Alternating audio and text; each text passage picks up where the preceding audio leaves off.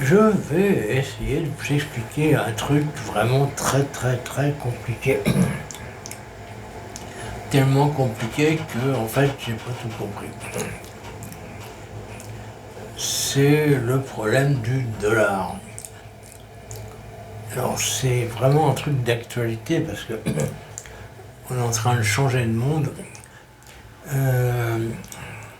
à cause pas seulement des conneries de Trump, parce que les Américains avaient un atout extraordinaire dont ils ont usé et abusé pour faire des chantages à l'infini, c'est que la monnaie du monde, c'est eux qui la fabriquaient. Alors, bon, s'il y a parmi vous des gangsters, ils comprennent qu'il y a un avantage à ça. Euh, si la monnaie que le monde entier emploie, bah, c'est vous qui la fabriquez dans votre cave, vous jouissez d'un certain avantage. Par exemple, bah, si vous avez besoin d'argent, vous en faites, ou alors vous en empruntez à des taux assez bas. Les empruntez à un taux bas parce que les gens qui vous prêtent de l'argent, ils savent que dans le pire des cas, c'est vous qui avez la machine pour faire des dollars, quoi, et vous rembourser. Donc, quand on a un atout comme ça, normalement, on s'y accroche comme la vérole sur le bois clergé.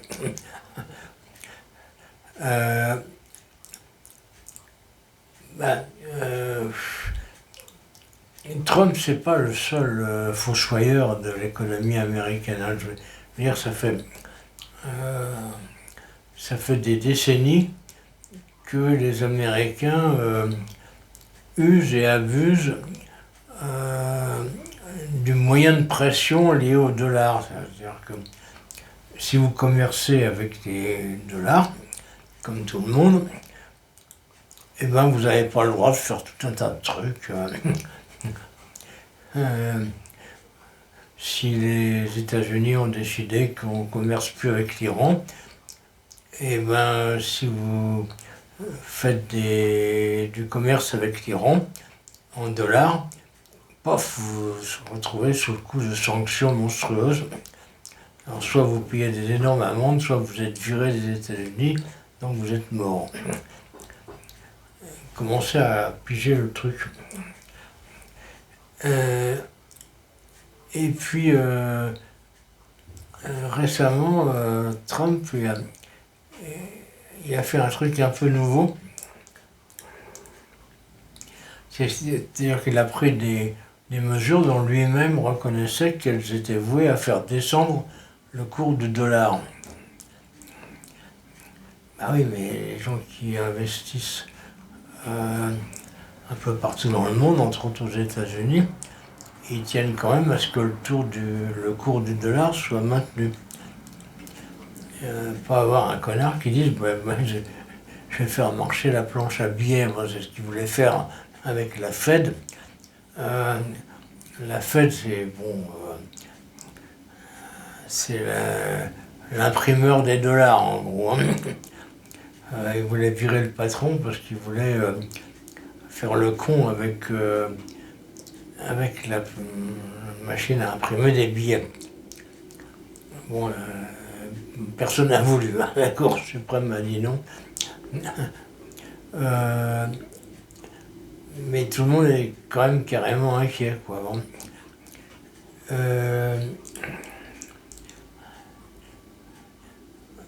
Donc, dans le même temps, cette politique, pas seulement celle de Trump, il faut bien comprendre ça, c'est celle de Trump, de Biden, d'Obama, de tous les autres, qui étaient d'utiliser le dollar comme moyen de pression, ça finit par péter les couilles à tout le monde, d'où la réaction des BRICS, c'est-à-dire les ennemis des États-Unis, en gros, qui se sont dit on a ras le cul du dollar. On va faire du commerce avec autre chose. Donc avec nos sous à nous. Et puis, ça pouvait sembler risqué parce que les Américains, évidemment, ont multiplié les pressions pour que ça ne se fasse pas, mais ça s'est fait quand même. Et puis là, en ce moment, c'est en train d'exploser parce que la plupart des pays concernés, les gens qui sont fâchés avec les États-Unis, c'est-à-dire à peu près tout le monde, commencent à se dire faut vraiment qu'on sorte de cet enfer du dollar. Donc il faut qu'on prenne plutôt des monnaies comme le yuan par exemple, ou l'euro.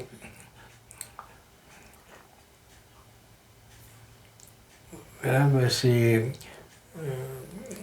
une tendance qui est apparue, bon, qui existait déjà, hein.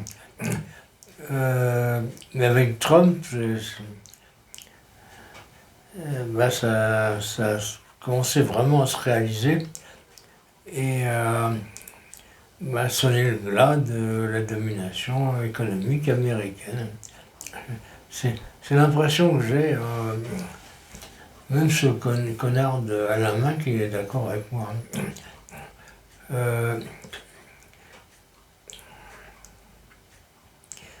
Et il n'y aura pas de machine arrière après. Hein. Une fois qu'on aura compris qu'on n'a pas besoin de la monnaie américaine, on n'y reviendra pas. Hein. Bon, c'est pour ça que l'or, évidemment, explose, mais il n'y a pas que l'or. Hein. Il y aura d'autres monnaies, comme l'euro, comme le yuan, qui vont prendre le relais.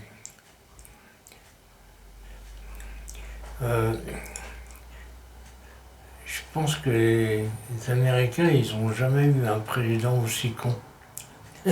Depuis que le pays existe, ils ont touché le pompon, là. Et super connard.